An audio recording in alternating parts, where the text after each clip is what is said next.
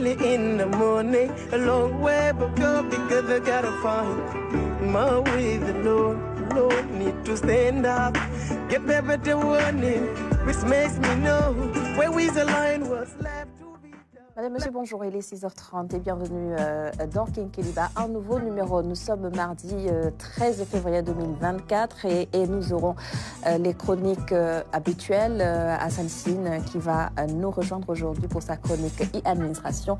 Et nous aurons aussi deux invités qui vont nous accompagner jusqu'à 8h avec Sarah Louya Senghor aussi. Et comme toujours, je suis très heureuse de vous retrouver ce matin encore.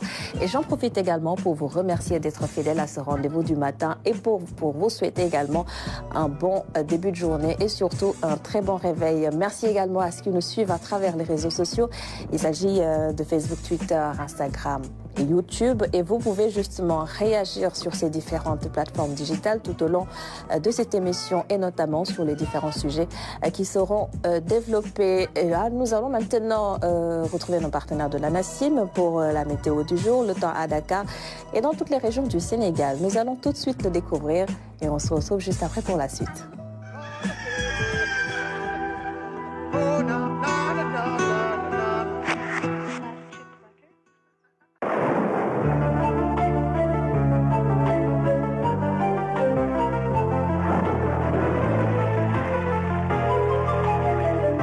Toujours un plaisir de vous retrouver, chers amis téléspectateurs, pour votre bulletin météo de la NACIM. On sentira une certaine chaleur sur une bonne partie du pays au courant de cette journée, avec dans le cours du petit matin une fraîcheur qui sera légèrement sensible par endroits sur le pays.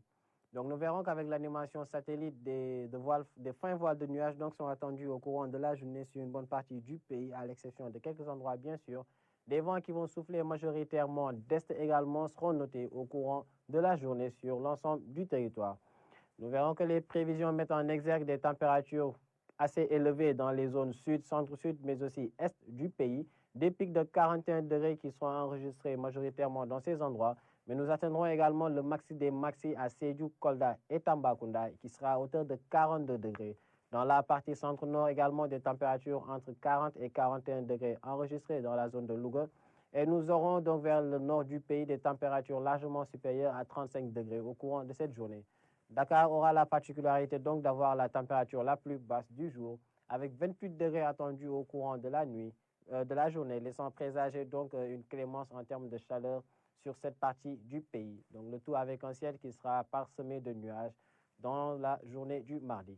Chers téléspectateurs, il fera chaud au courant de cette journée sur une bonne partie du pays, beaucoup plus vers les localités sud, centre-sud, mais aussi est du territoire, avec des voiles de nuages qui vont défiler majoritairement au-dessus du territoire national et une certaine clémence en termes de chaleur qui pourra être notée donc dans la zone de Dakar au courant de ce mardi. Voilà ce qui met fin à votre bulletin météo. Nous vous invitons à suivre l'information météorologique en provenance de la NACIM à travers les réseaux que voici. Et vous donnons rendez-vous demain à la même heure. Et d'ici là, portez-vous bien.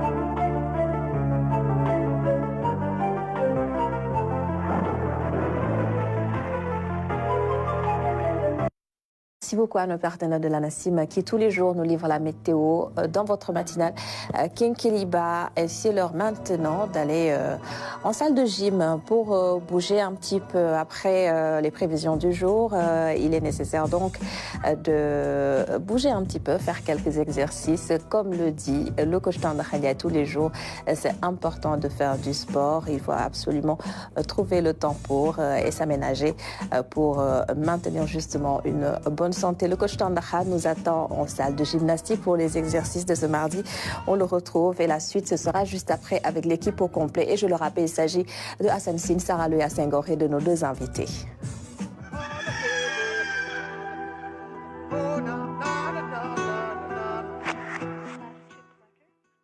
Mesdames, Messieurs, bonjour à tous. Notre deuxième capsule de la semaine. Avec ce mardi, nous allons retrouver un atelier certainement que beaucoup d'entre vous ne connaissent pas.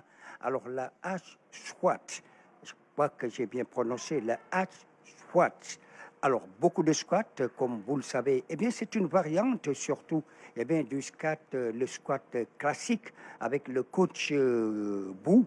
Alors, évidemment, il va revenir sur de multiples facettes, puisque vous savez, eh bien, cet atelier est réservé aux membres inférieurs, puisqu'avec les quadriceps, les ischio-jambiers, mais également, vous avez le solaire, toutes ces parties du corps, les mollets, et donc, on va toucher des muscles comme le couturier, vous avez aussi le tenseur du fascia lata. Alors, tous ces muscles-là vont être justement intéressés. Alors, tout à l'heure, je vais donner la parole au coach Bou, et après quoi, nous allons revenir. Mais sachez que c'est un atelier exclusivement réservé aux membres inférieurs. Alors bonjour mesdames et messieurs, nous voici encore ce mardi, deuxième capsule. On va parler aujourd'hui de la musculation avec les machines et on va utiliser l'exercice tel que le hack squat, comme l'a si bien dit tout à l'heure coach Tandaha.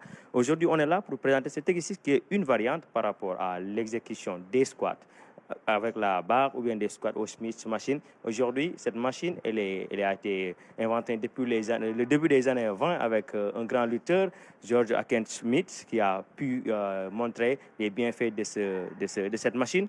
Donc, vous savez bien, ça travaille en intensité les muscles du bas du corps, notamment les ischio-jambiers, les quadriceps, les mollets, les adducteurs, les fessiers sont bien sollicités. Donc, un autre détail par rapport à cet exercice, il est performant par rapport à une protection du dos. Parce que il a une protection à l'arrière où le dos est bien placé. Et ça rentre dans le cadre d'avoir la sécurité par rapport à l'exécution de l'exercice. Donc, nous, on va juste vous présenter l'exercice. Allez, c'était notre joujou qu'on vous a présenté aujourd'hui, la machine hack squat. Vous avez vu comment ça travaille, la posture qui est adoptée par rapport à cette machine. Il est efficace pour une protection de votre dos et solliciter en intensité les muscles du bas du corps. Donc, essayez cela si vous avez la machine chez vous ou bien dans les salles. Ça peut vous faire bien travailler cette partie qui sont le bas du corps. Merci à toutes. On se donne le rendez-vous à demain, Inch'Allah. Voilà, c'est fini. Merci coach Bou. Merci pour ces démonstrations. C'est vrai que cet atelier, évidemment, pour certains, est assez nouveau tout de même. Je disais tout à l'heure, en faisant le rapport avec cet atelier et le squat classique, tout de même une petite différence, mais j'espère que vous avez bien retenu et nous espérons en tout cas que vous avez passé d'agréables moments en notre compagnie avec également le coach Bou. Merci à lui. Mesdames et messieurs, le rendez-vous demain, Inch'Allah. Merci beaucoup, le très stylé coach Tandaha, n'est-ce pas Sarah? Absolument. Les lunettes, c'est un style particulier. Absolument, il en a tellement de toutes les couleurs et de toutes les formes. Merci.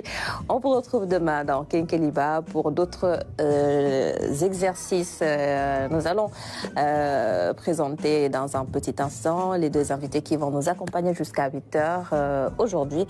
Mais d'abord, je dis bonjour à Sarah. Bonjour Adama. Ça va? Heureuse de te retrouver. Contente aussi, comme toujours. Et Hassan qui va dans un petit moment nous rejoindre aussi. Mais en attendant, je te laisse Sarah le soin de nous présenter nos invités du jour. Alors, deux invités qui, quelque part, se rejoignent. Vous allez le comprendre tout à l'heure. Hier, on était dans le secteur du cinéma. Le cinéma et l'audiovisuel, il y a forcément un lien. Oui. Deux invités donc ce matin. Dans la première partie, Saloum Kabadiahate, secrétaire général du collectif des techniciens de la presse audiovisuelle du Sénégal, répondra à nos questions. Il reviendra bien évidemment sur ces métiers, technicien de l'audiovisuel, qui s'y retrouve, qu'est-ce qu'il y a en termes de perspective également, en termes de plan de carrière. On en reparle dans un petit moment. Ce qu'il faut comprendre, c'est que sans ces techniciens-là, vous ne pourriez pas nous voir aujourd'hui, tout simplement, absolument. Parce qu'il ne suffit pas d'être présentateur ou journaliste ou animateur. Il faut bien sûr des techniciens, des experts qui maîtrisent justement tout ce qu'il y a comme matériel derrière pour qu'on puisse avoir ces images à la télé. Et puis à ses côtés, il y a le professeur Aboubekr Thiam, enseignant-chercheur à l'université numérique Cheikh Hamidou Kane, responsable de la licence art graphique et numérique. Vous comprenez qu'il y a forcément un lien parce que les infographes font également partie de ces techniciens-là qui travaillent dans le secteur de l'audiovisuel.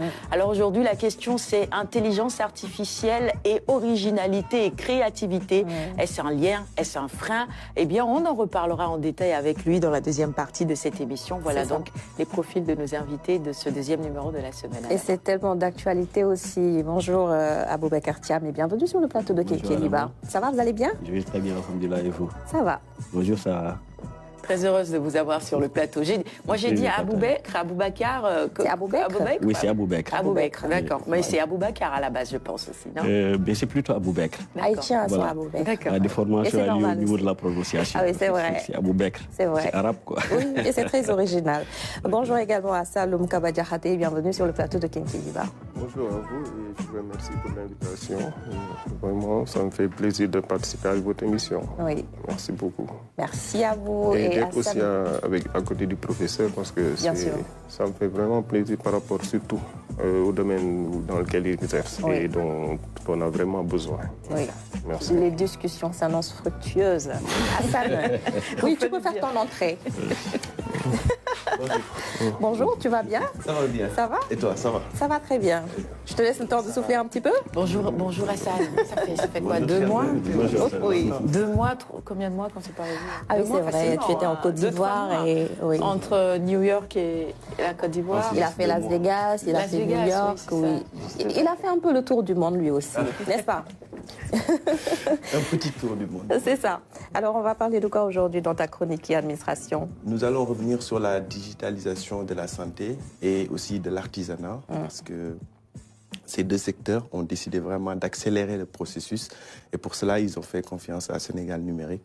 Je vais revenir plus amplement sur ce qui est retenu dans la chronique. Oui, et ça rejoint un petit peu le sujet avec l'un de nos invités, Aboubekr Thiam, puisqu'on parle de santé. On sait que l'intelligence artificielle aussi a commencé à avoir un grand apport pour ce secteur et ce sera l'occasion justement d'explorer ces avancées. Vous faites trop bien les choses.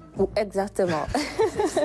On a la baraka C'est bien, à la matinale. c'est bien C'est des trouvé. coïncidences, hein, véritablement, C'est bien parce qu'à la base, on se dit pas, on va faire venir tel et tel, C'est ça. comme ça, ils vont se retrouver, C'est mais très c'est bien de belles trouvé. coïncidences. C'est ça. finalement, sur le fait. Alors, je rappelle que nous sommes mardi 13 février et ça vous dit sans doute quelque chose. Mardi gras, puisque les enfants adorent cette journée. Ils l'attendent avec impatience. On a vu comment ils s'habillent, comment ils se déguisent. Certains en prêtres, d'autres en guides religieux, en héros, héroïnes, princesses. Ça dépend des goûts. En tout cas, c'est l'occasion de sortir les tenues les plus inspirantes et les plus spectaculaires. C'est un petit peu une journée que les enfants adorent et qui ne rate pour rien au monde. Mais au-delà de ça, Mardi Gras symbolise également la veille du début du carême chrétien qui démarre donc demain avec un mois ou un petit peu plus d'un mois de recueillement, de dévotion et de prière surtout, n'est-ce pas Sarah? Oui, absolument, tu l'as dit, donc on va en profiter pour déjà souhaiter un bon début de carême à toute la communauté chrétienne. Et puis, oui, les enfants aujourd'hui vont s'amuser parce que quand on parle évidemment d'épanouissement, c'est ça aussi, des journées comme ça où on se déguise en prince ou en princesse. Mais je crois que c'est aussi une question d'identité culturelle parce que de plus en plus d'écoles poussent les parents à habiller les enfants dans des thèmes qui nous ressemblent, avec évidemment des rois et des reines qui nous ressemblent. Et je crois que ça aussi c'est important parce que l'identité de l'enfant se construit dès le bas âge. Donc, qu'on cherche des tenues de Spider-Man ou de Batman, bon, d'accord, oui, parce que peut-être c'est ce que les enfants regardent comme dessins animés à la télé, mais je crois qu'on devrait aussi s'inspirer du Boursine pour essayer d'habiller nos enfants comme ça, ou tout simplement de ces femmes de Nder. Et je crois que de plus en plus de parents font ça, c'est important. Comme je disais tout à l'heure, l'identité culturelle de l'enfant se construit dès maintenant. Ce que par contre je voudrais dénoncer dans la célébration de cette fête, c'est que certains parents exagèrent parfois. On maquille un peu trop les filles, on met des talons. À cet âge-là, je pense qu'il faut mettre des baskets. C'est ça, du maquillage et tout ça. C'est un peu trop. Laissons les enfants rester des enfants, habillons-les simplement. On peut mettre des baskets ou des ballerines aux enfants, ça passe. Ça leur permet d'ailleurs de courir. Et je crois que le plus important, c'est de préserver aussi la santé de ces enfants-là. Donc, il faut penser à tous ces aspects-là quand on habille les enfants aujourd'hui. En tout cas, bonne fête à toutes et à tous. Je crois qu'on aura de belles photos et de belles vidéos à la fin. On est toujours dans le numérique, Hassan, finalement. Avec les réseaux sociaux, maintenant, depuis quelques temps, on voit nettement cette évolution vers un peu plus notre culture, avec des tenues qui représentent nos chefs religieux, nos rois, nos reines, comme tu l'as dit, Sarah. Et c'est vraiment magnifique. C'est un moment maintenant qui est inscrit dans l'agenda et les gens l'attendent, et pas que les enfants d'ailleurs. Les parents aussi. Les parents aussi. Puisque leur portefeuille en souffre aussi. Il ne faut pas l'oublier non plus. Mais c'est aussi de l'inspiration pour des métiers aussi. Oui. C'est pas juste culturel, mais... Enfin, c'est ça, surtout quand les enfants qui sont déguisés justement en infirmières. C'est ça. Oui, ça peut susciter des vocations, tout comme on dit. Mm. Et vous avez raison de dire que de plus en plus, on se tourne vers le traditionnel et vers ces réalités qui nous ressemblent. Les enfants ne connaissent pas forcément les histoires qui se cachent derrière ces tenues qu'ils enfilent, mais les parents, c'est une bonne manière, comme tu l'as dit, Sarah, d'inculquer à ces enfants certaines valeurs, n'est-ce pas, Aboubakar Thiam? Oui, tout à fait. C'est d'autant plus pertinent que, d'ailleurs, je travaille sur une thèse dans ce sens-là, orientée en fait vers l'ancrage culturel dans la conception des jeux. En fait, les jeux de société, à travers ce qu'on appelle les serious games, c'est des simulations informatiques, mais vraiment à une vocation pédagogique, une finalité pédagogique. Le but, c'est en fait d'inclure justement ces valeurs culturelles en fait dans ces jeux-là pour que l'enfant puisse s'identifier, dans le sens d'inclure des sonorités, la langue locale, le style vestimentaire, les types de personnages, vous voyez. Donc pour moi, ça a un aspect qui est important. Et ça sous-entend peut-être moins de réseaux sociaux? Oui, moins de réseaux sociaux, mais plus d'apprentissage orienté vers le ludique. Voilà, en conservant en fait les valeurs culturelles. Absolument. Voilà. Donc, et cette simulation-là peut être orientée vers les mathématiques, l'histoire, l'anglais, tout ça, quoi. C'est-à-dire que ce n'est pas typiquement orienté vers les jeux, mais c'est vraiment un apprentissage pur. Voilà. C'est ça. Alors, Saloum Kabadjarate, qu'est-ce que vous en pensez? Mardi Gras? Bon, pour moi, Mardi Gras, personnellement, pour moi, c'était une fête importée. Et ça me gênait souvent, parce que c'était... vous conjuguez au passé, ça ne me gêne plus. Non, en fait, c'est-à-dire dans la mesure où ça permet, par exemple, d'ancrer les enfants, effectivement, dans leur culture, là, je l'accepte. Mais sinon, ce qui me gênait le plus, et jusqu'à présent, ça me gêne, c'est le côté commercial de la chose. C'est-à-dire qu'on a tendance justement à faire une concurrence entre les enfants, etc., et à mettre en place des choses qui n'ont qui ne nous représentent pas, en fait. Ça. Et ça, moi, ça me pose un problème. Quand Sarah, par exemple, parle du maquillage, etc., les perruques. J'ai plutôt l'impression que on inculque à nos enfants une culture qui n'est pas la nôtre. Et ça fait des dégâts après. Parce que ce sont ces références-là qu'ils finissent par avoir. Et quand vous échangez avec eux, vous vous rendez compte qu'ils ne vous parlent pas des choses qui sont les nôtres. Et donc, c'est ça qui me pose problème dans ces fêtes-là qui sont importées. C'est d'abord l'importation culturelle, comme si on n'avait pas de culture, comme si notre culture, on avait une sous-culture. Et ensuite, le volet commercial de la chose qui fait que les gens sont obligés il y a une course à la dépense. Je dépense. Au final, pourquoi? Pour des choses qui n'ont vraiment pas cette valeur-là, si c'est pour juste imiter une autre culture. C'est ça qui me gêne dans ces fêtes-là. Je crois que c'est ce que Hassan, si tu peux disait tout à l'heure, parce que c'est les parents en réalité tout ça. C'est-à-dire que c'est nous qui décidons à la place des enfants et nous nous imposons parfois des choses qui n'en valent peut-être pas la peine, comme vous disiez tout à l'heure. On n'a pas besoin de se ruiner pour véritablement cette fête. Les enfants, généralement, c'est très simple avec les enfants. C'est les parents qui compliquent parfois un tout petit peu trop. Moi, j'ai aimé l'année dernière les enfants qui étaient déguisés en Maram Kairé, il y avait des enfants, des enfants qui sont docteurs, médecins. Je veux dire, ça peut créer véritablement des vocations. Donc, tournons-nous vers des choses comme ça. Et puis, essayons de pousser nos enfants vers des choix positifs, je pense. C'est ça. Et quand les enfants choisissent aussi des tenues qui ne sont pas forcément nos réalités, quelque part, ça peut refléter l'éducation et leur environnement immédiat aussi. Parce que quand on est habitué à suivre ce qui se fait ailleurs, et à oublier un petit peu ce qu'on a ici aujourd'hui. Et cela implique aussi le rôle des parents, l'éducation des enfants. Il faut leur apprendre dès le bas âge à épouser leur culture, leurs valeurs. C'est important et c'est détacher un petit peu de tout ce qui est importé. N'est-ce pas? Merci, messieurs, pour ces discussions. Mais Sarah, avant de clore le débat, c'est aussi important de revenir sur l'esprit, justement, du temps de carême. C'est pas seulement jeûner, mais il y a tout un ensemble derrière, il y a tout un accompagnement.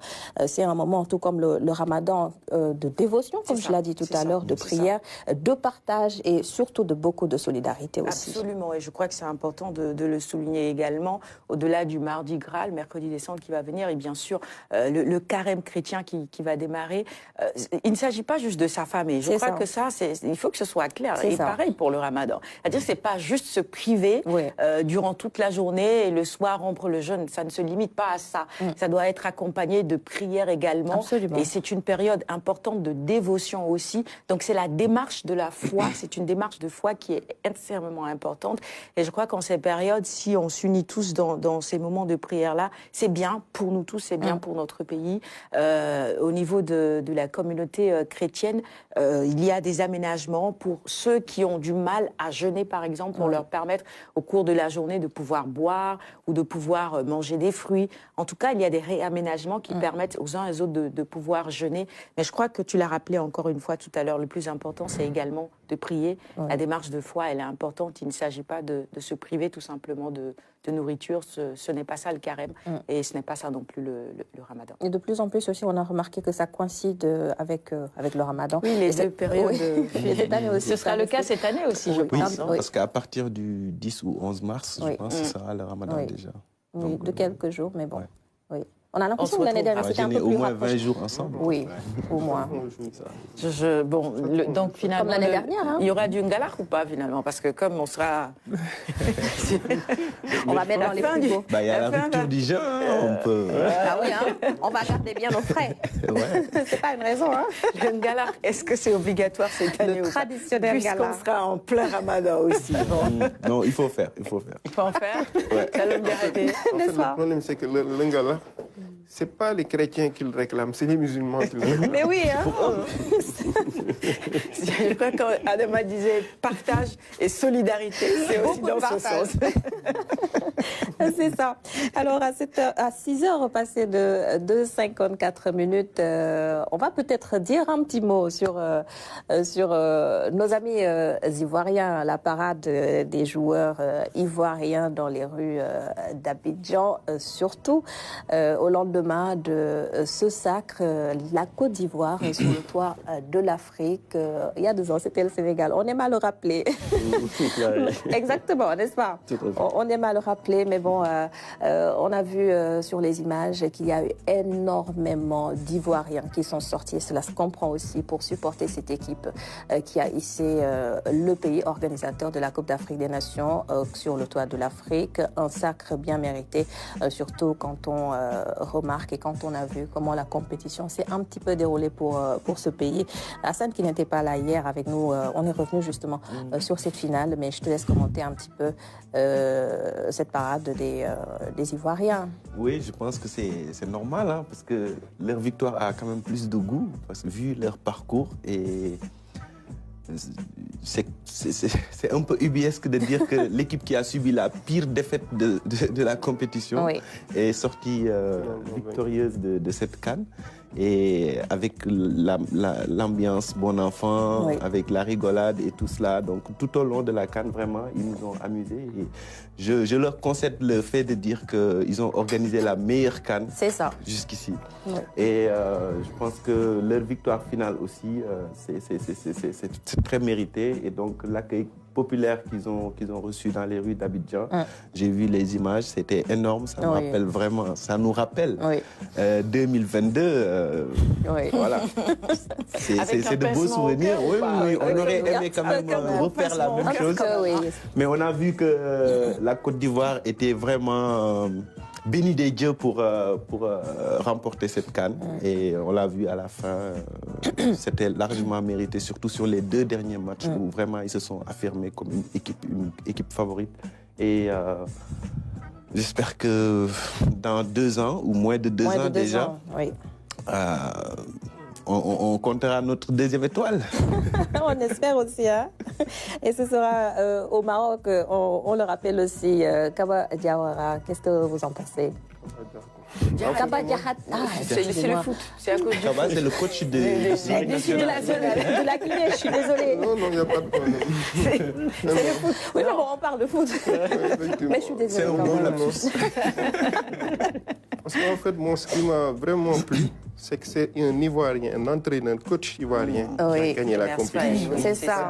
Tant qu'on n'enlèvera pas ces problèmes de complexe du blanc, du sorcier blanc, etc., ce sera toujours pénible de voir ces blancs-là qui viennent s'asseoir en donnant de leçons. Et vous avez vu le résultat quand ils ont changé d'entraîneur. Ils ont pris quelqu'un du terroir. Et le résultat final a été vraiment une victoire, une très belle victoire. Et ils l'ont mérité pour moi, sincèrement. Et puis, dans cette victoire, ce qui est le plus plaisant, c'est de gagner chez soi. Ça, par exemple, ça n'a pas d'équivalent. Vous pouvez gagner à l'extérieur, mais quand vous gagnez chez soi, vraiment, la fête est beaucoup plus belle intense, encore. Vous voyez, par exemple, la France de 98 et la France de 2018, c'était pas la même ambiance. Et on le souhaite aussi pour le Sénégal, Inch'Allah. Et en plus, c'est rare. Depuis 2006, il n'y en a pas eu. Donc, organiser et gagner, c'est... Oui, c'est ça. Aboubacar Thiam? Oui, moi, vraiment, j'ai été très séduit par cette équipe ivoirienne. Au début, c'est vrai que le constat a été le même, ce n'était pas trop ça. Mais j'ai beaucoup aimé la façon dont ils ont eu cette abnégation, cette détermination face à leur peuple, de pousser leur équipe jusqu'à la finale. Et cela va sans dire le résultat donné. Ils se sont vraiment donnés sur le terrain. Vraiment, ça inspire en fait ce courage-là. Au-delà même de l'aspect sport, même les jeunes doivent s'inspirer de ça. Exactement. Suis-je la seule à avoir mal au cœur, finalement? C'est le sport. C'est le sport. Sur le coup, nous, on a pu digérer quand même depuis la défaite du Sénégal. Moi, je viens d'arriver. Peut-être que ça va passer. Ça soulage un peu le fait de voir que c'est l'équipe qui t'a éliminé, qui est la meilleure finalement. Ça veut dire que si on n'était pas face à la Côte d'Ivoire, peut-être qu'on serait en finale. Avec des si, on peut refaire le monde. Mais après, c'est vrai aussi. Et la Côte d'Ivoire l'a échappé belle face au Sénégal, face au Mali également. Donc, vraiment, c'est... Bon, il y a un pincement au cœur, mais finalement, c'est bon, quoi. On a dit... Depuis le match contre le Sénégal aussi, la Côte d'Ivoire s'est vraiment imposée face à ses adversaires. Depuis le déclic, c'est depuis le match contre le Sénégal. C'est vrai, il faut reconnaître, et surtout avec les matchs des quarts de finale, demi-finale et même de la finale, ils ont été menés lors de cette finale contre le Nigeria. Ils sont revenus et ils mettent évidemment un deuxième but qui les qualifie. Donc, je crois que même contre le Mali, c'était pareil. Le Mali a être mené, jouer à 9. Merci, à 10. À 10 contre 11. Jouer à 10 contre 11, être mené et revenir et gagner le match, il fallait le faire. Donc, véritablement, cette équipe. À la dernière minute. Cette équipe a du mérite. Mais... Ils ont fait du preuve de fighting spirit, on parle. C'est-à-dire, un match n'est jamais terminé tant que l'arbitre n'a pas sifflé. Ça leur a donné un supplément d'âme pour les demi-finales et les finales. Oui, c'est surtout ça. Le peuple aussi a joué un rôle hyper important dans ça. On est venu supporter en masse, renouveler la confiance surtout. Et Emer Soufai a largement mérité son titre de meilleur entraîneur. Oui, tout à fait. Largement. Tout à fait. Et c'est bien parti, je pense aussi, pour lui, pour être l'entraîneur titulaire, puisqu'au départ, c'était par intérim. En principe. Hervé Renard, on se demande... Ils ont dû oublier Hervé Renard. Mais oui. C'est fini, là, l'épisode d'Hervé Renard. C'est fini. Je pense qu'ils vont rester avec Emer Soufai. Exactement. Mais tu as raison, Orange... Au stade, c'était quelque chose, je vous assure. À un moment, quand ils se lèvent un petit peu de ne pas être là-bas pour célébrer cette... Mais quand ils se lèvent tous et qu'ils commencent à chanter l'hymne national en chœur, ou qu'ils commencent à entonner des chants de chez eux en chœur au stade, il y a de quoi avoir peur. Je crois que même sur le terrain, les joueurs doivent quand même ressentir ces émotions-là. Et ça, forcément, ça transcende. Cette donne-là, elle est importante. Cette donne-là, elle est très, très importante. Très importante. Alors, il est 7h01 sans plus attendre. Nous allons maintenant passer à la chronique et administration avec Hassan Sina.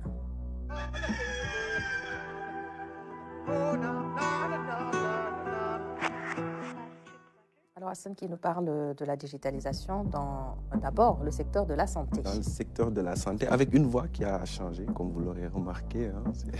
Oui. Oui. Pas un peu, hein, je suis vraiment... Carrément. Attends, je me pousse de l'autre côté. Mais bon, c'est la fin, c'est la phase finale, donc là, il n'y a pas de risque, quoi. Mais donc, on va parler un peu de la digitalisation de la santé. Vous avez suivi plusieurs fois, le chef de l'État a fait des discours en revenant un peu sur ce processus qui devait être accéléré. Et c'est le cas. Actuellement, on est dans une phase vraiment très avancée. Et Sénégal numérique et le ministère de la Santé et de l'Action sociale ont décidé, en tout cas, de formaliser leur partenariat et pour accélérer encore le processus. Oui. C'est dans ce cadre donc qu'une convention a été signée entre le ministère et donc la Société nationale Sénégal numérique SA. À l'issue de cette signature, c'est le ministre de la Santé, Madame Docteur Marie-Khemesse Ngom Ndiaye, qui nous explique un peu les attentes vis-à-vis de ce partenariat. Je vous propose de l'écouter tout de suite. La CNMSA soutient le ministère de la Santé et de l'Action sociale depuis plusieurs années dans l'hébergement des données de santé et dans la mise à disposition de l'Internet au niveau des structures centrales et dans les points de prestation de soins. Mon département a encore besoin aujourd'hui, plus qu'hier, de l'appui de la CNMSA. En effet, nous sommes dans une phase d'accélération de la transformation digitale de la santé, conformément aux instructions de M. le Président de la République. Cette digitalisation intégrale de la santé implique des besoins importants en capacité d'hébergement et en bande passante. En effet, 10 dossiers en santé digitale dans différents domaines sont en train d'être mis en œuvre par mon département et dont certains sont à un stade de maturation très avancé. Le dossier patient unique partagé, dont la phase pilote d'implémentation a déjà démarré dans 6 EPS de Dakar, la plateforme de mobilité du personnel MIRSAS, arrivée à maturité et dont le lancement officiel est prévu la semaine prochaine. La télémédecine, dont le document cadre national est déjà validé. ERXP3, la gestion électronique des médicaments dans les pharmacies régionales d'approvisionnement et les structures de santé. La gestion électronique des informations financières et comptables, pour ne citer donc que ces différents domaines. Monsieur le directeur général, la disponibilité 24 heures sur 24 et 7 jours sur 7 sur l'étendue du territoire national des plateformes actuelles et futures du système digital intégré de la santé, ainsi que de leurs statistiques, est une garantie pour leur utilisation par nos services. Une utilisation donc efficace et efficiente. Je tiens à vous rassurer que vos défis seront aussi les nôtres. Avec vos infrastructures numériques, fibre optique et Delta Center Tier 3, mon département continuera à les utiliser conformément aux dispositions de la loi numéro 2021-39 du 13 décembre 2021 portant création de votre société. Le caractère confidentiel des données de santé nous incombe tous. À ce titre, je vous invite à renforcer encore davantage les mesures de sécurité destinées à la protection des données de santé et aucune action allant dans ce sens ne sera de trop. Alors Hassan, dans le domaine de la santé particulièrement, l'apport sera conséquent, pas seulement pour les professionnels, mais aussi et surtout pour les populations. Oui, vous avez vu, hein, la liste est très longue, là où le digital est attendu, en tout cas pour faciliter les choses pour aussi bien les médecins que les patients. Donc, il a parlé donc, du dossier du patient, dossier unique du patient. Elle a parlé également de l'hébergement de tout ce qui est donné, parce que dans le domaine, bon, les données sont importantes partout, mais encore plus dans le domaine de la santé, parce qu'à chaque fois que malade arrive, on a envie de savoir tout son passé. C'est ça. Donc, il y a cela, il y a également donc, tout ce qui est gestion électronique des médicaments et des plateformes, la bande passante dont on a besoin dans les différentes structures de santé. Et donc, je pense que c'est un partenaire. Bon, c'est pas le début de la collaboration. Oui. La collaboration avait démarré bien avant, mais là, c'est une phase accélérée qui est entamée à travers donc, ce partenariat. C'est ça. Tu souhaiterais réagir sur Oui, ça? bien sûr. on ne discute plus de l'intérêt ou de l'importance de l'apport du numérique dans le secteur de la santé. Avec la Covid, on a vu tout l'intérêt, toute la portée justement et tout ce que le numérique pouvait apporter au domaine de la santé. Maintenant, ce qu'il faut faire, c'est améliorer les process et les accélérer. Je crois que c'est dans ce sens qu'il y a un partenariat entre ces deux structures à saluer, bien sûr. Maintenant, il ne faut pas oublier la sensibilité des données personnelles et surtout quand on est dans le secteur de la santé. Il faut travailler à sécuriser tout ça. Personne n'aimerait voir son dossier de santé publié un tout petit peu partout. Et donc, ça veut dire que c'est c'est un aspect très important dans cette collaboration qu'il faut prendre en charge. C'est vrai que ça peut sauver des vies. Vous arrivez dans un centre de santé, dans une situation critique. S'il faut recommencer toutes les analyses pour savoir ce que vous avez, ce que vous devez prendre, ce que vous ne devez pas prendre, on perd un temps fou. Alors qu'avec justement ce dossier e-santé du patient, on a toutes les informations tout de suite et on va beaucoup plus vite. Mais encore une fois, je reste sur la sécurité pour pas que le dossier du patient se retrouve Justement, c'est pour éviter cela que le ministère de la Santé, quand le président de la République avait demandé à toutes les structures administratives de déployer leurs données, de les héberger au niveau du nouveau data center de Diamniadio, c'est le ministre de la Santé qui a été la première structure à répondre favorablement parce que, comme tu viens de le dire, il y a cette sensibilité. Donc, et ils savent très bien que les héberger ailleurs, c'est plus risqué que les héberger ici au Sénégal. Donc c'est justement que c'est pour ça que la question ne s'est même pas posée au niveau du ministère. C'est ça. Et j'ai aussi envie d'interpeller Aboubaker Thiam sur l'intelligence artificielle qui est à l'ère du temps. On sait que ça peut révolutionner le secteur de la santé, pas seulement chez nous et partout dans le monde, c'est universel. Il y a déjà des mécanismes qui sont mis en place justement pour permettre de booster la recherche et d'innover surtout. Oui, tout à fait. Et d'ailleurs, je crois qu'on a une preuve vivante de ce qu'on vient de voir. Et l'intelligence artificielle, en fait, ça a tellement irrigué nos habitudes, ça a tellement irrigué nos temps de vie, qu'on peut dire qu'en fait, c'est indissociable par rapport à ce que nous faisons. Donc, si on prend l'aspect de la digitalisation, je vais prendre un exemple concret avec le data center qui vraiment sécurise en fait nos données. Nous avons ici à Diamniadio.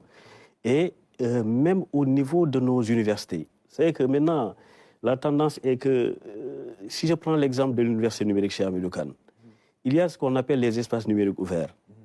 Donc, qui sont en fait des espaces de socialisation où les étudiants se rencontrent. Il y a des amphithéâtres où il y a du présentiel. Il y a des salles de télémédecine, en fait, qui sont construites à l'intérieur de chaque ENO qui se trouve dans chaque département. Voyez-vous, donc en fait, ce processus de digitalisation était en amont vu. Et d'ailleurs, il y avait une collaboration qui avait été faite entre l'université et le Sénégal numérique SA, surtout allant dans ce sens. Et je crois que ça rejoint en fait la politique sectorielle du ministère de la Santé, qui converge un peu vers ça. Et maintenant, comme on le dit, l'intelligence artificielle, par rapport à ce qui se fait, la digitalisation et tout, ce sont des aspects de la vie sociale que l'on voit tous les jours. Hein. On en a besoin. Ça veut dire qu'aujourd'hui, on n'a plus besoin d'aller au centre de transfusion sanguine pour connaître son groupe sanguin. Et puis, à chaque fois qu'il y a une maladie où on doit se faire opérer, pour refaire encore une analyse, pour retrouver sa traçabilité.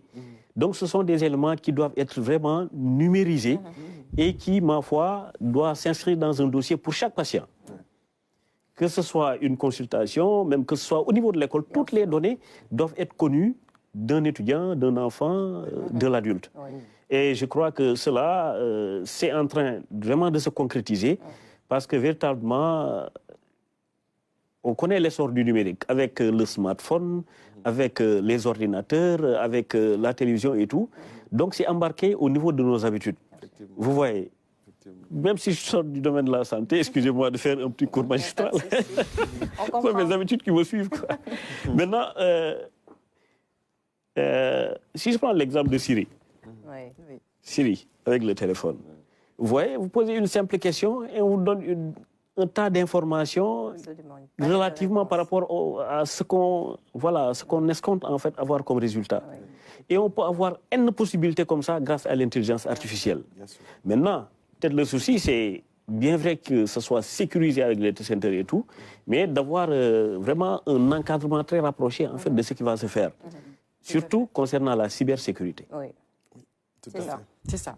C'est le principal enjeu, hein, comme l'a dit Sarah tout à l'heure. C'est vraiment la sécurité. Et je pense qu'à ce niveau, il n'y a pas de souci parce que l'investissement qui a été fait au niveau de ce data center, c'est plus dans le domaine de la sécurité. Et le ministère de la Santé est là-bas depuis plus de 2 ans maintenant. Et je pense qu'il n'y a jamais eu de souci à ce niveau. C'est ça. Oui. Et sécurité, disponibilité. C'est ça. C'était simplement pour confirmer. C'est ça. Même voilà, la véracité de ces propos. Et ensuite dire, même au niveau de la formation, il y a pas mal aussi dans nos universités de filières de formation orientées vers la cybersécurité, le big data analytics, etc. Donc, qui tendent justement vers ça. C'est ça. Effectivement. C'est ça. Effectivement. Alors, Hassan, ce processus de digitalisation concerne aussi le secteur de l'artisanat. Le secteur de l'artisanat, je pense que j'en ai déjà parlé ici. Mais là, c'est le ministre en personne qui a pris en charge donc, le sujet. Donc, pour essayer un peu de formaliser le secteur informel à travers la digitalisation. Je vous propose d'écouter Biram Faye, c'est le ministre de l'Artisanat et de la transformation du secteur informel. Au nom de procéder à la signature de cette convention partenariale qui lie nos 2 institutions, je voudrais remercier le directeur général de CNMSA, le féliciter pour le travail remarquable qu'il est en train de faire avec ses équipes dans le cadre de l'informalisation des services de l'État et de la gestion aussi des infrastructures étatiques. Et ils sont présents partout sur le territoire national, dans les 46 départements, à travers leur espace Sénégal Service. Et ils ont aussi 6 000 km de fibre optique partout dans le pays. Donc c'est des espaces quand même qui peuvent nous servir dans le cadre aussi de l'exécution de la mission qui est la nôtre, dans le domaine de l'artisanat et dans le domaine de la transformation du secteur informel. C'est une demande qui est là au niveau national. C'est une demande aussi émanant des partenaires au niveau international. On ne peut pas prendre une bonne décision sans disposer en amont auparavant de la bonne information. Il y a beaucoup de chiffres qui circulent dans le secteur. Je pense que ce qu'il nous faut, c'est avoir une vision, en tout cas plus ou moins claire, des données. Le nombre d'artisans, on parle de 2 millions, ça dépasse 2 millions en vérité, parce qu'il y a beaucoup d'artisans qui ne sont pas répertoriés et qui ne figurent pas en vérité dans le fichier officiel des artisans. Le nombre d'entreprises aussi informelles qui existent dans le secteur. Donc je pense que cette convention va nous aider à définir le cadre, à définir le périmètre, à définir les engagements des différentes parties, mais surtout les conditions de mise en œuvre de cette convention. Et c'est bien précisé dans le document que ce n'est pas exhaustif, que nous pouvons compléter les besoins, en tout cas en fonction aussi du contexte. Donc je salue la délégation du directeur général de CNOM. Je remercie et félicite les équipes qui ont travaillé pour que cette convention soit signée aujourd'hui. Là aussi, Hassan, il y a beaucoup de perspectives et bien entendu, les attentes sont énormes. Énormément de perspectives avec le secteur informel qui, tout le monde connaît le rôle que ce secteur joue dans l'économie. Et donc, pour essayer d'avoir au moins un début de formalisation, en tout cas, le ministère est bien engagé donc, pour être accompagné par Sénégal Numérique, notamment pour le recensement d'abord, parce qu'il faut savoir où intervenir, avec qui intervenir et tout cela. Et donc, nous avons eu un partenariat avec les chambres de commerce. Et il y a une initiative aussi de créer des boutiques dédiées au secteur informel dans tous les départements, comme les espaces Sénégal Service. Et là aussi, les espaces Sénégal Service seront d'une aide assez considérable donc, dans ce processus, comme on l'a fait avec l'ANSD lors du recensement de la population. Donc je pense qu'il y a également là aussi un chantier énorme. Et la digitalisation, on l'espère en tout cas, permettra d'accélérer ce processus et d'arriver au moins à un résultat en tout cas appréciable. C'est ça. Merci beaucoup Hassan pour cette chronique du jour. Merci beaucoup. Hassan qui est avec nous tous les mardis dans King Keliba. Et il reste avec nous jusqu'à la fin de cette émission. À 7h passées de 16 minutes, c'est l'heure maintenant de passer à la première partie avec l'un de nos invités du jour.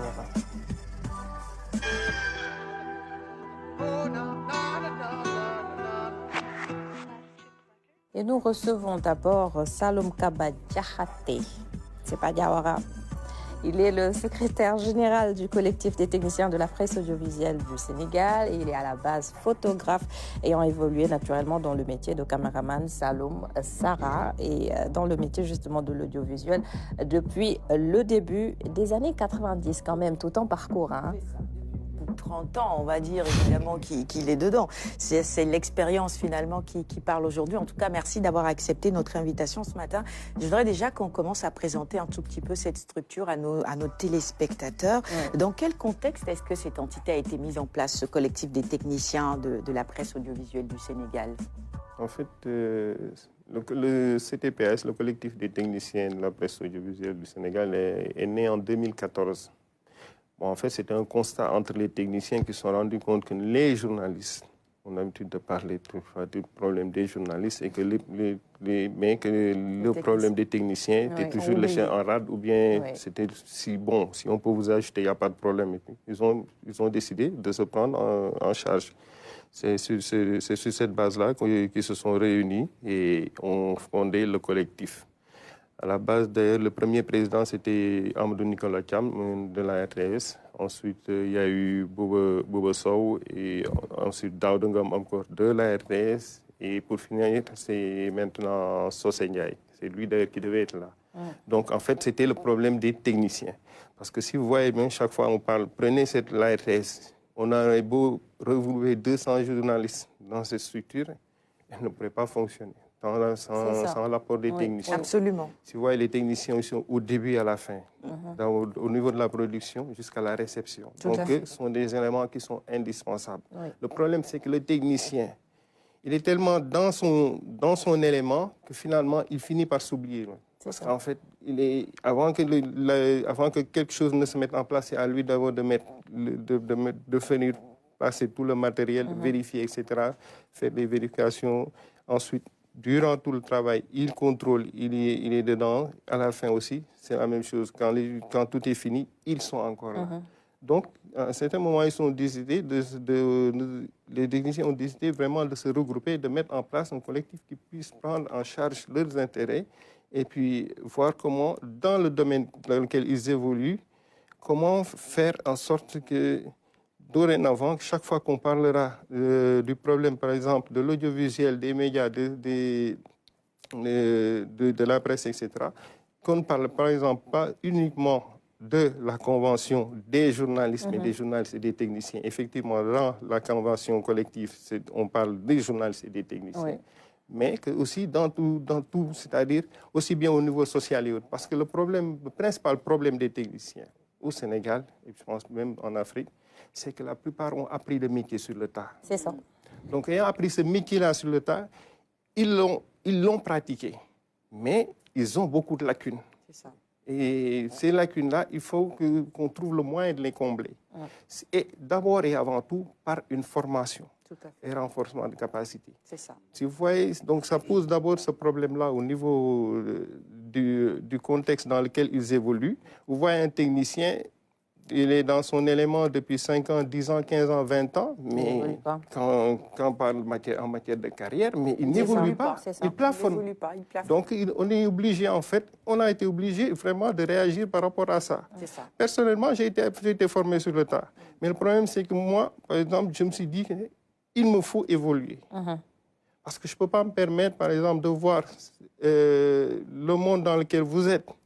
Avec les années qui passent, vous êtes jeune, il n'y a pas de problème par rapport à ça, mais avec les responsabilités qui viennent, vous êtes obligé vraiment d'évoluer de telle manière de pouvoir prendre en charge.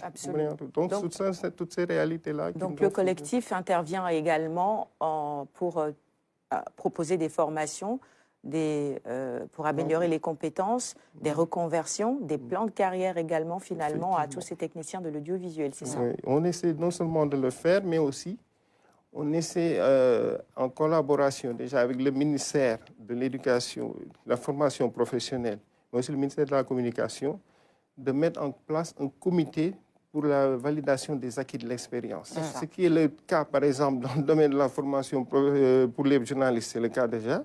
Mais si vous voyez dans les pays développés, le problème, c'est que si on ne met pas en place ces choses-là, ça nous pose un problème de plan de carrière, justement.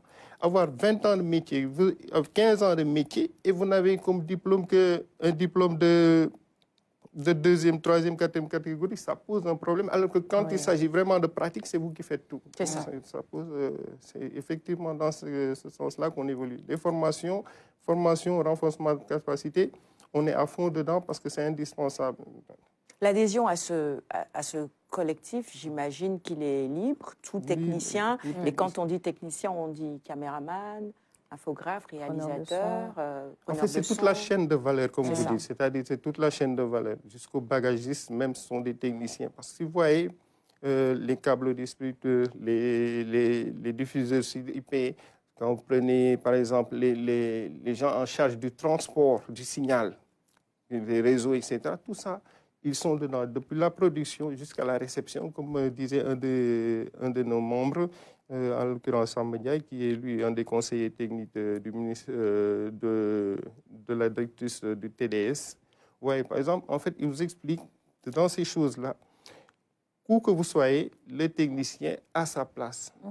Donc, tous ces techniciens-là, on a besoin, en fait, de les former. Et effectivement, vous dites que j'ai la chance d'être à côté du professeur Thiam qui parle de l'intelligence artificielle. Aujourd'hui, plus que jamais, c'est indispensable d'avoir ces renforcements de capacité. C'est ça. Parce que sinon, on va être encore laissé en rade à chaque fois. On va courir derrière la locomotive, derrière le train après, pour essayer de monter dedans, alors que c'est quelque chose, ce sont des réalités. Quand on parle d'intelligence artificielle, ce n'est pas dans 5 ans, dans 10 ans, c'est maintenant. C'est actuel. Les caméras d'il y a 10, 15, 20 ans ne sont plus les mêmes aujourd'hui. Et même les systèmes de montage et tout ça. De tournage. Ce n'est plus pareil, tout a changé. D'ailleurs, vous voyez, par exemple, sur ce plateau-là, je suis surpris personnellement de voir des techniciens qui gèrent les caméras. Mais d'habitude, sur les autres plateaux, il n'y a pas de caméraman. Donc, ça veut dire que ce sont des métiers qui vont bientôt, je ne veux pas dire que ça va disparaître, mais plutôt, voilà, il y en aura de moins en moins. Absolument. Il y a d'autres métiers, ce sont des opportunités en fait. Il faut faire une reconversion. Voilà, là, il y a la reconversion, mais aussi voir au-delà de cette reconversion, ce qu'ils peuvent apporter à ce métier-là d'une autre manière, en fait. C'est ça, parce que quelque part aussi, si tu permets, on a l'impression que ça n'évolue pas vraiment. Le téléspectateur qui, chez lui, a envie de voir des nouveautés, des innovations, pas seulement pour les professionnels des médias comme nous sommes, les journalistes, mais du côté de la technique aussi. Parfois, on a l'impression que de ce côté-là, nos télés n'évoluent pas forcément dans ce sens. Et cela rejoint la formation, l'importance de la formation dont vous parlez. Le monde évolue, les techniques, comment on les appelle, les TIC évoluent, et il faudrait qu'on puisse s'adapter à ces réalités aussi. Par exemple, aujourd'hui, pour vous rejoindre dans ce que vous dites, vous prenez aujourd'hui les journalistes. Il y a des journalistes qu'on appelle les JRI, journalistes reporters d'images. Pourquoi? Mais parce qu'ils ont maintenant, ils ont la possibilité non seulement d'aller faire le reportage, de faire la prise de vue, de traiter le montage et ensuite d'envoyer le signal. Donc, même les caméramans, aujourd'hui, un caméraman doit être un caméraman qui sait monter, qui doit aussi pouvoir traiter le son.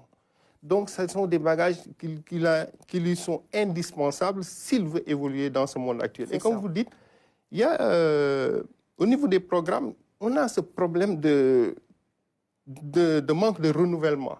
Alors que si on leur donne la possibilité de faire d'autres reportages, d'autres genres de produits, je pense que ce serait beaucoup plus intéressant, d'abord pour eux, parce que ça leur permet de se mettre en valeur, mais ensuite de pouvoir relever le niveau technique et le niveau des émissions. Parce que vous voyez, par exemple, au niveau du Sénégal, ils sont partout. Mais normalement, ils devraient aussi avoir cette possibilité de faire d'autres produits. C'est-à-dire, on arrive jusqu'à présent, on a du mal à vendre le Sénégal. Mais j'ai eu l'occasion, par exemple, d'aller à Kédougou, mais quand vous allez voir les chutes de Dindeferlo, mais ce sont des merveilles. Il y a énormément de merveilles au Sénégal, mais vous ne le voyez pas au niveau de la télévision, au niveau de nos émissions, etc. Qu'est-ce qu'on fait? On importe, on importe, on importe. Bon, maintenant, ça a plutôt tendance à on a plutôt tendance à faire une inversion. Par exemple, on met de plus en plus de produits sénégalais, mais pour moi, effectivement, il n'y en a pas encore assez. Parce que les gens qui sont sur le terrain n'ont pas encore les moyens de vraiment y aller à fond. C'est ça. Il faut filmer tout ça, il faut stocker tout ça pour pouvoir mettre ça sur le net, pour que ce soit à disposition des uns et des autres. C'est tout un processus. Pour le collectif que vous représentez sur ce plateau, quels sont les grands succès, parce que depuis 2014, le collectif existe, qu'on pourrait mettre justement à l'actif de ce collectif aujourd'hui. Quels sont les exemples que vous pourriez nous donner? Qu'est-ce que vous avez fait, un exemple qui vous rendrait fier, par exemple? En fait, pour moi, l'exemple qui nous rendrait fiers, c'était plutôt, par exemple, déjà que l'association est dorénavant reconnue au niveau national. Maintenant, nous sommes membres de la CAP, la coordination des associations de presse. Nous sommes de tous les combats, etc. Ça, c'est d'abord une chose. Mais ensuite, au niveau des techniciens, vous voyez que maintenant, ils viennent vers vous pour vous demander des formations.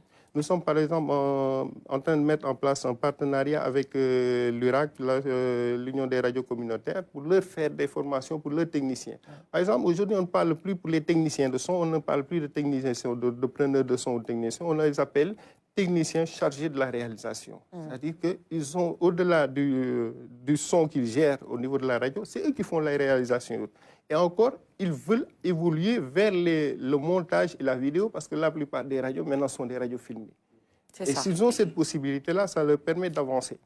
Et quand on parle, par exemple, de toutes ces possibilités, avec l'IA générative, il y a un problème, c'est que l'IA générative fait que beaucoup vont perdre leur poste. C'est ça. L'intelligence artificielle représente une menace, mais au-dessus d'une opportunité, En fait, ce n'est pas une menace, c'est une opportunité au contraire.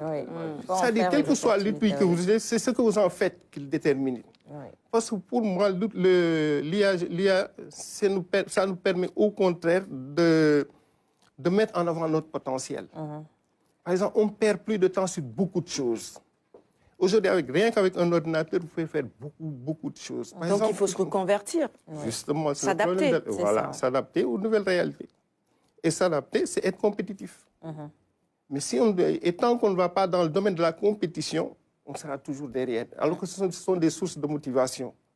Ce sont des sources de motivation pour les techniciens qui leur permettraient, par exemple, d'avancer et de pouvoir vraiment développer le potentiel. Vous allez dans les régions, ils ont quelque chose à faire, ils veulent faire, mais s'ils n'ont pas les moyens de le faire, parce qu'ils ont un problème au niveau du matériel, dorénavant, avec l'IA, par exemple, il y a beaucoup de choses qui peuvent être comblées rapidement. Donc, c'est très intéressant par rapport à ça. Mais il faut aussi les initier d'abord et les former. Bien sûr. Hassan?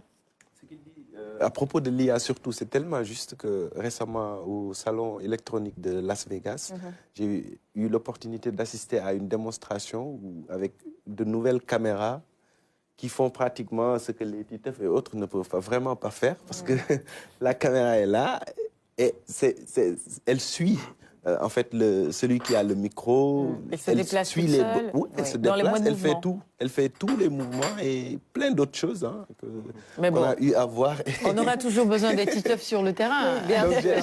J'ai l'impression nous accompagner. J'ai l'impression que pour M. Diakhaté, il faut la polyvalence, en tout cas, pour ne pas être victime de l'intelligence artificielle. C'est la polyvalence. Non seulement il faut la polyvalence, mais aussi il faut tenir compte, maintenant, il y aura de nouveaux métiers dans le domaine même de l'audiovisuel. Il y aura de nouveaux métiers. Comme tout à l'heure, j'entendais le professeur parler des analystes et autres, etc.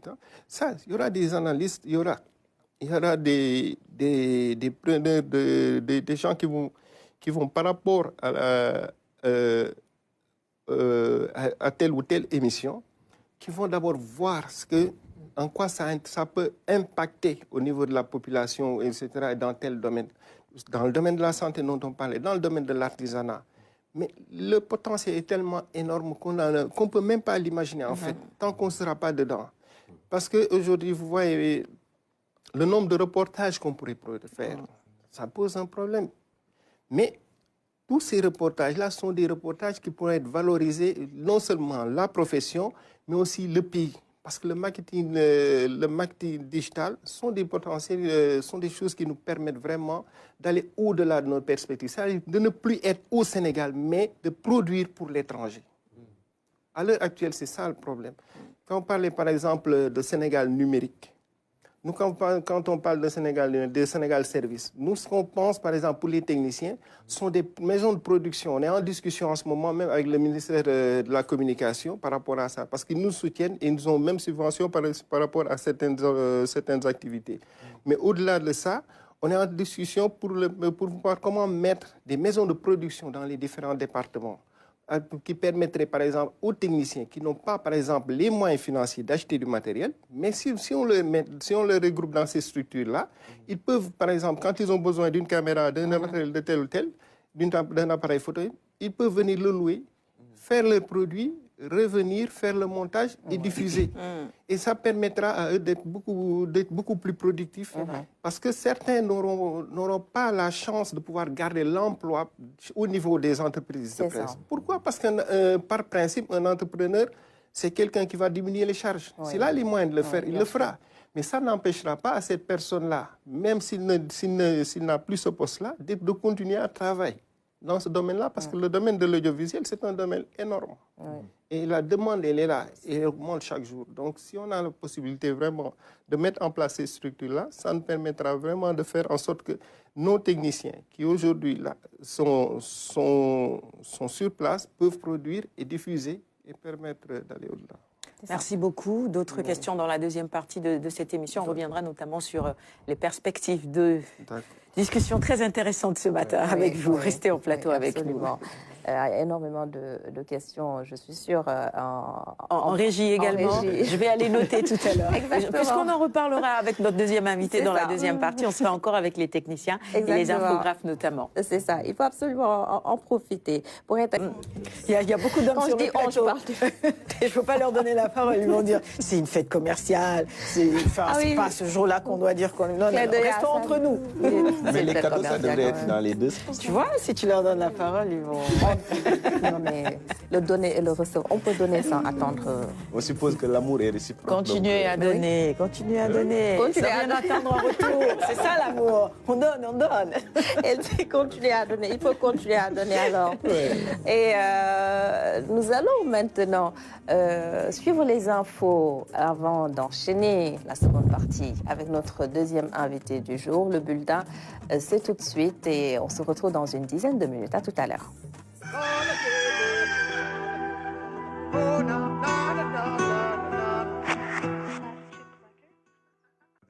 Initialement prévu pour une durée de 3 années, le projet d'appui au développement des filières semencières dans le bassin du fleuve Sénégal a accusé un léger retard dans son exécution.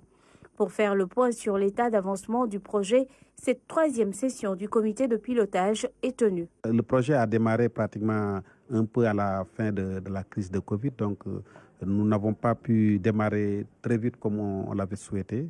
Mais aujourd'hui, nous sommes à une vitesse de croisière qui permet de faire des résultats tangibles dans le court terme. C'est ça qui a réuni aujourd'hui les délégations venues des secteurs de l'agriculture, des finances, de l'eau, pour voir le niveau d'exécution, faire des recommandations. Financé à hauteur de 7 millions d'euros, soit plus de 4 milliards de francs CFA, un réaménagement du budget est prévu. L'objectif étant de pouvoir impacter plus de 10 000 bénéficiaires dans les 4 pays membres de l'OMVS. L'objectif de ce projet, c'est d'appuyer l'agriculture irriguée, mais à travers un domaine qui est souvent oublié, c'est le domaine de la semence. Et c'est la base de l'agriculture, parce que toute agriculture repose d'abord sur la qualité des semences. Et à travers ce don donc, de 7 millions d'euros, l'Italie appuie nos pays pour développer davantage cette filière pour que l'agriculture irriguée dans le bassin du fleuve Sénégal se développe davantage au service des populations en appuyant nos États qui sont tous engagés depuis plusieurs années dans la recherche de la sécurité alimentaire. La coopération italienne a toujours travaillé avec les 4 pays membres de l'OMVS de manière bilatérale. L'OMVS et les 4 pays qui touchent l'OMVS partagent pas seulement les mêmes eaux, mais aussi les mêmes problématiques et les mêmes besoins en termes, dans ces cas, d'appui et nécessité d'appuyer donc la filière sémencière qui a des répercussions importantes et notables, soit sur l'épanouissement des populations. Pour une meilleure prise en charge des besoins du PAFISEM, des motos ont été remises symboliquement aux acteurs du secteur semencier qui devront aller dans les coins les plus reculés des pays membres du bassin du fleuve Sénégal. Fini l'ère des lampes à pétrole dans la commune de Dabali, dans le département de Nioro, situé dans la région de Kaolack. Une dizaine de localités bénéficient désormais de l'électricité grâce à la Sénélec à travers le programme d'accès universel à l'électricité. Dabali constitue la première commune du département de Nioro avec les 16 localités que nous venons d'électrifier pour un montant de 960 millions d'avoir l'accès universel dans cette commune. Dans un passé récent, les populations vivaient le calvaire. Aujourd'hui, la joie et la reconnaissance à l'endroit de l'État sont les sentiments les mieux partagés. Nous avions d'énormes difficultés pour recharger nos téléphones portables. Même nos enfants apprenaient leurs leçons sous la lampe tempête ou avec l'aide de bougies. Tout cela est désormais un mauvais souvenir. Première commune bénéficiaire du département de Nioro, Dabali élargit le cercle des zones impactées. L'objectif est de couvrir toutes les localités du pays. Aujourd'hui, nous sommes en milieu rural autour de 61%, donc il nous reste 39% à accomplir. Mais ce que je puis dire, c'est que d'ici 2024 à 2025, Sénélec va mettre en service 4789 localités au niveau de notre périmètre et ceci nous permettra d'améliorer considérablement ce taux d'accès. Le gouvernement, à travers le plan Sénégal émergent, PSE, s'est fixé comme objectif de fournir à tous les citoyens un accès à une électricité fiable en quantité, en qualité et à un prix abordable d'ici 2025. Du haut des cimes, des arbres, des bébés tantales ibis qui attendent le retour de leurs parents avec de la nourriture, une espèce d'oiseau d'eau qui colonise les grands arbres de la ville de Ziguinchor. Tantale ibis qui est là, et tout à l'heure j'ai vu survoler également les grands cormorans, même les petits cormorans sont là, ils font des nichoirs ici au niveau de ces arbres. Il y a également les mirans noirs qui sont là comme espèce également. La grande aigrette également, elle est là. Il y a tellement de diversité d'oiseaux d'eau qui sont au niveau surtout de la ville de Ziguinchor. Si l'on peut rencontrer certaines espèces couramment dans la ville, d'autres sont difficiles à apercevoir comme la grue couronnée, une espèce en voie de disparition que l'on retrouve parfois dans la MP de Niamon Kalonai. On l'observe un peu vers la commune de Ouongo. Donc c'est là-bas pratiquement qu'on observe la grue couronnée. Bon, si vous demandez là, vous demandez des individus, la grue couronnée, il y aura des gens qui vont te dire qu'ils n'ont jamais vu la grue couronnée. C'est une espèce très, très, très rare. Le capitaine Abdoulaye Sagnan est le conservateur de l'aire marine protégée de Niamon Kalonai, une AMP qui s'étend sur 3 communes, Niamon, Koubalan et Wong, dans le département de Bignona. L'aire marine protégée fait 63 894 hectares. C'est très vaste comme superficie avec des écosystèmes très particuliers. Les oiseaux marins qu'on rencontre aujourd'hui, on a la chance de voir surtout les espèces qui sont là. Les sternes, il y a les sternes caspiennes, il y a les sternes royales, il y a les goélands railleurs, il y a les mouettes à tête grise qu'on rencontre également ici. Il y a des pélicans, il y a également des grands cormorans, des petits cormorans qui sont là. Également des espèces qu'on a rencontrées également à Ziguinchor, qu'on appelle des tantales ibis qu'on a également rencontrées ici. Avec ses bras et bollons garnis de mangroves, le fleuve Casamance constitue un endroit adéquat au repos et à la reproduction. Chaque année, des milliers d'oiseaux migrateurs font escale ici. Ils viennent d'Asie, d'Europe et des Amériques à la recherche de nourriture et d'un climat doux. Les sternes qu'on a vus tout à l'heure, c'est des oiseaux migrateurs. Les goélands également qui sont là, qu'on a vus tout à l'heure également, c'est des oiseaux migrateurs. Parce que dans les sternes, il y a la sterne royale, la sterne caspienne également, c'est des grands migrateurs également. J'ai vu tout à l'heure, il y a le goéland. Le goéland, c'est le goéland doudouin. Non, le goéland, le coffet qui est là, ou bien le goéland brun, également, c'est des oiseaux migrateurs. Sous l'eau, comme sur la terre, on note beaucoup d'espèces de poissons, de reptiles et d'autres animaux.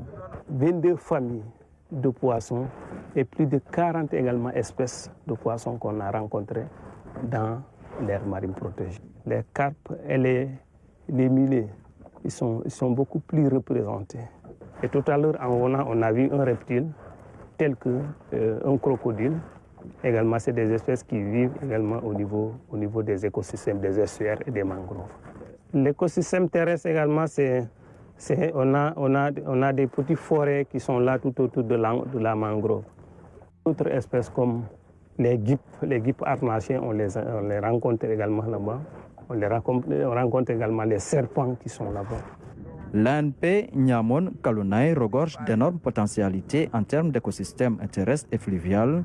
Une recherche qui subit la pression de l'homme et des changements climatiques.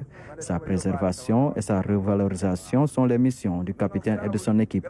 Nous, notre rôle, c'est d'appui conseil et d'encadrement et d'animation surtout des équipes qui sont là, des acteurs locaux qui sont là. C'est les acteurs locaux qui mènent le travail. Nous, on fait le rôle d'animation de ces acteurs locaux. L'ANP polarise 48 villages dans l'arrondissement de Tangori.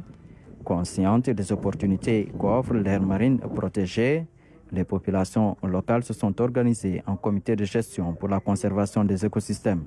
Au début, les gens pensaient que les ressources ne peuvent pas s'épuiser. Mais au fur et à mesure que nous voyons la présence de yaboï ou d'espèces de poissons qui ne grandissent pas dans nos ballons, qui nous viennent d'ailleurs dans des qualités pas très satisfaisantes, font que les populations aujourd'hui prennent conscience de la réduction de ces ressources qui sont vitales pour notre vie. C'est devenu un enjeu communautaire.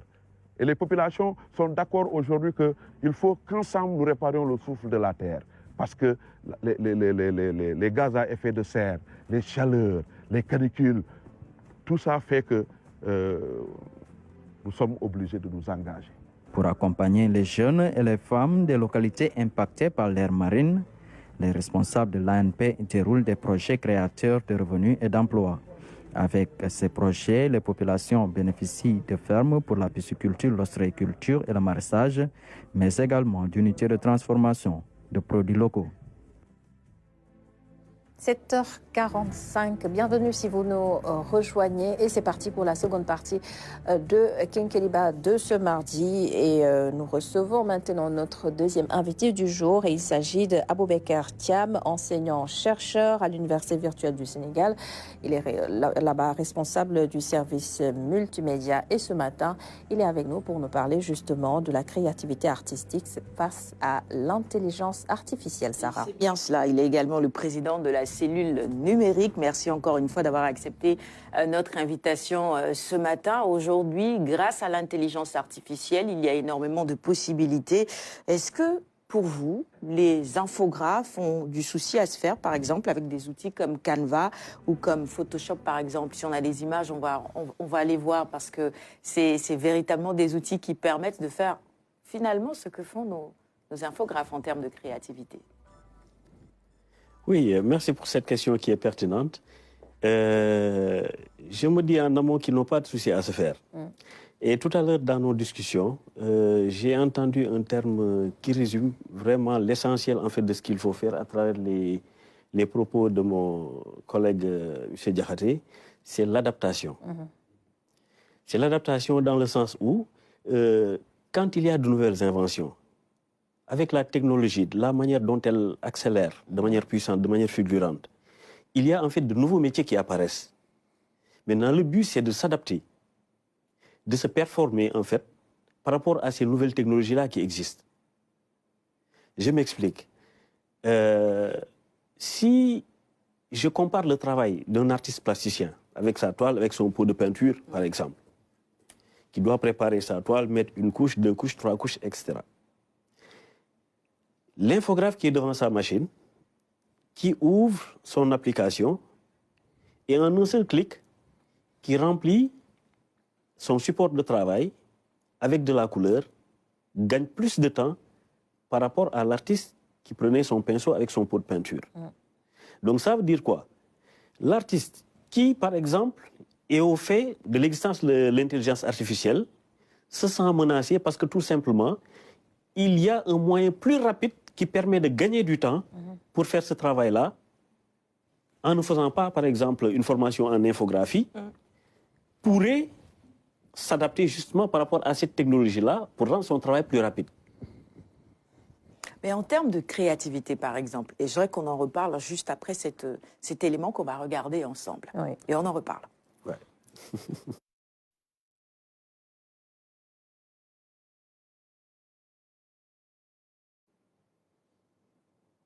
n'y a pas de son.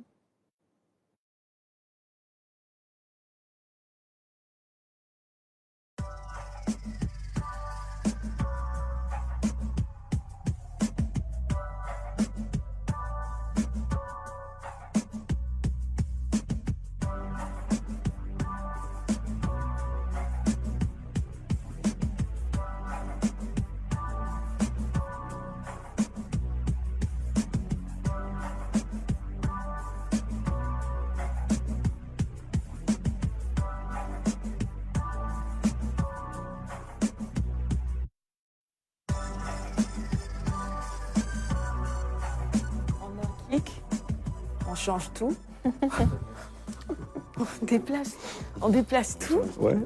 On modifie tout finalement. Tout à fait. J'ai l'impression qu'on est un tout petit peu dans ChatGPT où il suffit juste de demander à cette application qu'est-ce que je dois faire. Elle vous donne une multitude d'idées déjà. Ouais. Donc finalement, est-ce que quelque part, la réflexion, l'originalité, la créativité, on ne la perd pas finalement, parce qu'on a l'impression que la machine fait tout pour nous. Oui, mais vous avez prononcé un mot qui est extrêmement important, c'est la créativité. Parce que la créativité, c'est l'essence même de la chose, du produit que l'on a devant soi. C'est la technique. Il y a le mode opératoire. On choisit un outil, on clique, on déplace, on refait un montage. Mais à la base, il y a la créativité qui est derrière et qui nous permet justement d'arriver à un résultat qui est éblouissant, en fait, qui fascine. Ouais. L'IA, c'est en fait un ensemble de techniques et d'algorithmes, justement, qui nous permettent d'établir en fait des programmes complexes pour imiter l'intelligence humaine.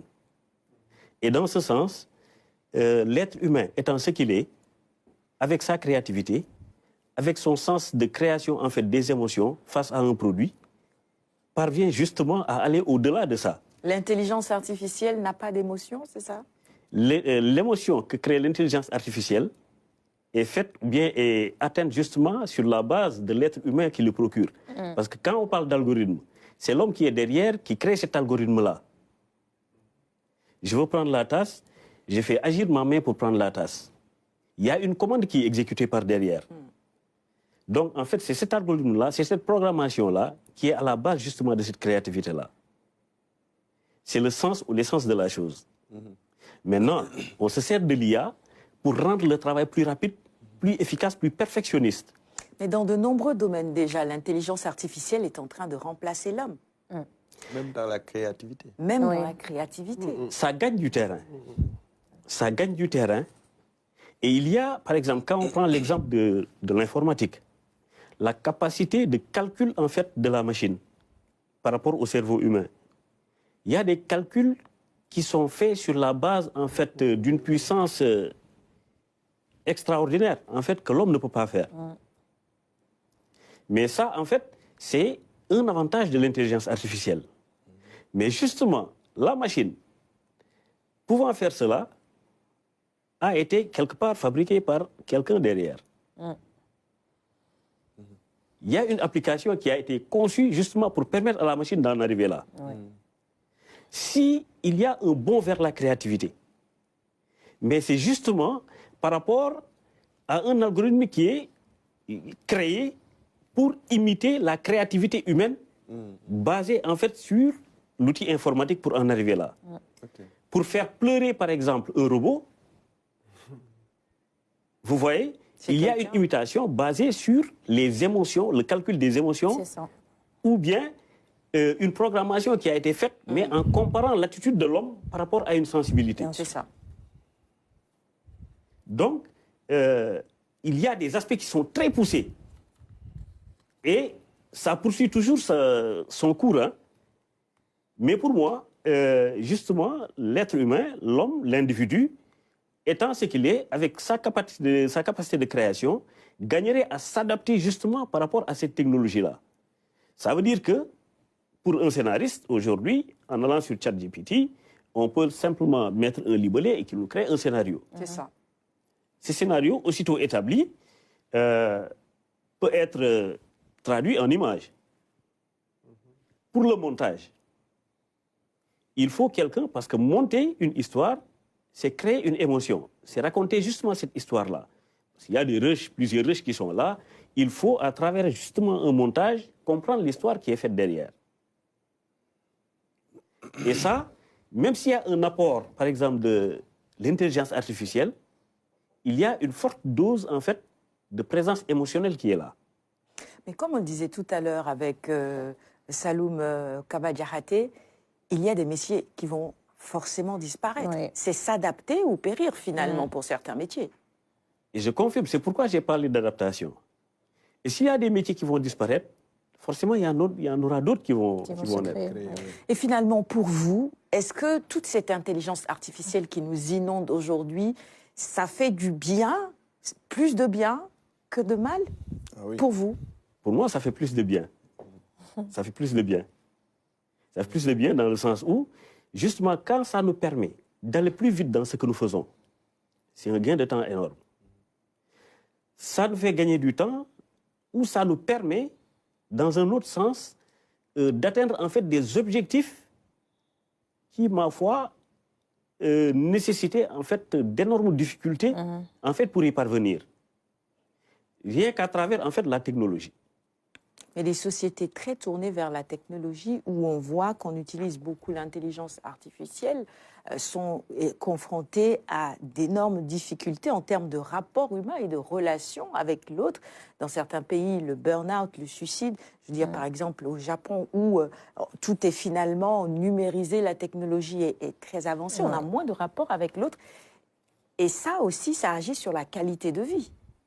Oui, d'une part, ça dépend en fait de la culture de l'individu. Ça dépend de la culture de l'individu. Je rejoins ce que vous venez de dire. Quand il s'agit, par exemple, de dire qu'on peut travailler chez soi pour faire du télétravail. Absolument. Mais en faisant du télétravail, ça veut dire qu'il y a d'autres impacts qui agissent, qui est différent en fait du présentiel. Ça veut dire qu'on ne se déplace plus, on ne fait plus le transport pour se rendre au bureau, etc. Mais on utilise la connexion Internet. Il y a des gens qui travaillent dans ce domaine-là. Il y a la maintenance informatique. Il y a des gens qui travaillent dans ce domaine-là. Mais on ne voit plus ses collègues, par exemple. Même si c'est de manière virtuelle, même si on ne voit plus ses collègues, mais on a ses enfants à côté. On est en famille. Et ça aussi, ça permet aussi de cultiver en fait un esprit de famille, de développer en fait un autre volet où, par exemple, un père de famille comme moi, je quitte à 5 h du matin avant qu'il soit 22 h, je ne vois même pas mes enfants. Cela me permet, par exemple, de résoudre en contrepartie un problème. Hassan, le débat n'est pas tranché. Non, ça ne le sera pas. Mais je suis d'accord avec le professeur. Hein. Franchement, l'intelligence artificielle, ça aide beaucoup plus qu'elle ne nuise aux relations humaines. Et également qu'elle réduise les métiers. Oui. Parce que il y a l'efficacité, il y a la rapidité aussi. Moi, par exemple, quand je travaille dans la communication, il y a l'aspect design, il y a l'aspect rédactionnel, il y a, voilà, quand on n'a pas suffisamment de bras, on se rend compte parfois comment on peut se faire aider par Canva, par ChatGPT, par d'autres applications de l'intelligence artificielle, voilà, qui aident beaucoup vraiment à aller beaucoup plus vite. Je pense que, bon, ça reste vrai aussi que c'est une menace pour les emplois, mais bon, il y a le terme magique aujourd'hui, donc c'est l'adaptation. Est-ce que ça ne nous rend pas plus paresseux aussi, quelque part, finalement, Saloum Diakhaté? Oui, non. Moi, en fait, plus paresseux. Non, pour certains qui ne voudraient pas, qui pourraient en profiter pour faire un travail de paresse, effectivement, ça peut les rendre plus paresseux, etc. Mais en termes vraiment de qualité de travail, ça vous oblige à être beaucoup plus exigeant. Par exemple, quand vous allez sur ChatGPT, quand vous faites par exemple votre texte et puis qu'il vous le ressort, vous êtes obligé de le revoir. Parce que dorénavant, vous savez que vous avez non seulement, même si vous avez accès à ChatGPT, d'autres l'ont. Oui. Donc, facilement, ils peuvent voir est-ce que vous avez fait un travail, oui ou non. Il faut l'adapter. Donc, c'est très important. Et concernant la sociabilité, la société sénégalaise, la société africaine, elle est sociale par essence. Ce n'est pas la société japonaise. Quoi qu'on fasse, on se retrouvera pour tel événement ou tel autre chose. Par exemple, si vous voyez les gens chez nous, ils vont au travail toute la semaine, mais le samedi et le dimanche, ils se retrouvent sur la boulotte et parler, etc., marcher, tout. Ça commence à changer un peu, non, oui. Non, c'est obligé. Non, les tours de famille, tout ça, c'est indispensable. Oui, on nous reproche de ne plus passer beaucoup de temps avec nos enfants parce qu'on est souvent sur nos téléphones portables, les enfants sont devant les écrans et tout ça.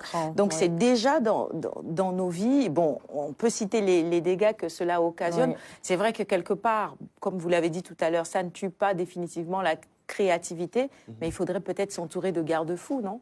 Oui, ça, je pense que c'est dans tous les sens. Hein. Voilà, cette sécurité-là, ce problème d'encadrement, je pense qu'il a son sens. Et bon, en fait, moi, le premier réflexe que j'ai eu, étant enseignant, c'était d'abord la première menace du moins, c'était quand on donne par exemple un exposé à un étudiant qui passe par ChatGPT, par exemple. Ça veut dire que, voilà, la paresse, elle est là. Bien sûr. Vous voyez. Donc, bien vrai qu'il y a des logiciels maintenant de détection de fraude, de piratage et tout ça. Mais en fait, l'effort qu'on faisait pour se pencher, pour lire, pour écrire, moi, en fait, c'est cette véritable menace-là que j'avais à ce niveau. Mais bon, avec l'expérience et tout ça, on a les possibilités de savoir et tout ça. Merci. Mais moi, vraiment, l'intelligence artificielle, je pense que c'est un grand bond. Il faut s'adapter et aller avec. C'est ça. Merci, professeur. Merci beaucoup pour ces explications ce matin. Le débat a été très riche. Et je rappelle que vous êtes responsable de la licence art graphique et numérique. Oui. Ça veut dire que ça a tout son intérêt encore au niveau de l'université numérique, cher Hamidou Kane. Merci Saloum Kabadiarate.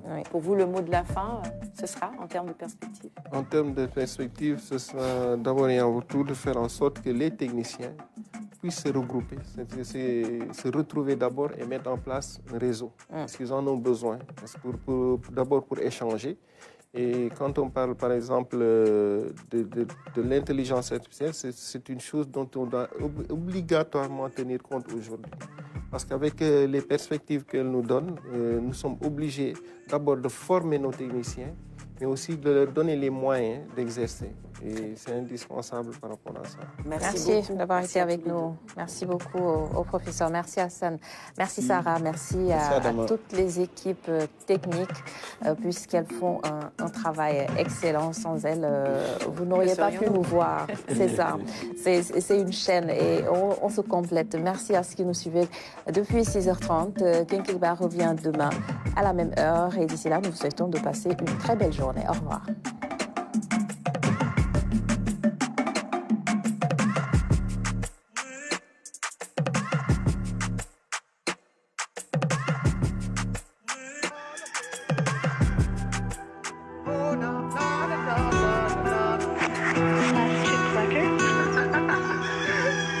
I gotta wake up early in the morning, a long way.